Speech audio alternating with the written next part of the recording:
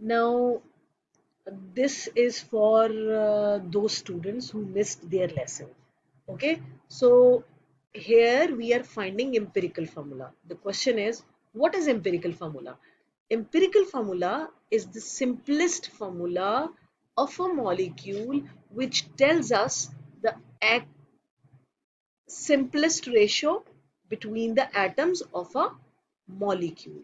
So how can we get a simplest ratio if we are just provided by mass of these atoms? For example, a sample of a compound contain 1.27 grams of copper and 0.17 gram of oxygen. So as you can see, you are provided by masses of these copper and oxygen. Now calculate the empirical formula, and you are also provided by uh, relative atomic mass of copper and relative atomic mass of oxygen. Now these are also known as mass of 1 mole of copper and mass of 1 mole of oxygen, right?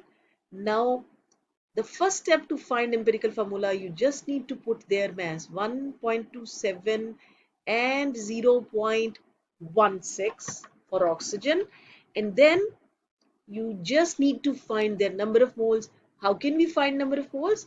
We just need to remember our mole triangle, that is, we put mass here, n here, and molar mass here. So we have mass 1.27 here, 1.27 here, and we just need to divide it with its AR. 1.27 and 0.16, and we divide it with its molar mass, that is 63.5 in case of copper and 16 in case of oxygen, right? We use this. We find number of moles by dividing mass with molar mass. In this case, it is relative atomic mass. So I hope you are clear about this. Now, once you divide it, you get the number of moles, and the number of moles for this you get 0.02, and number of moles for this you get 0.01.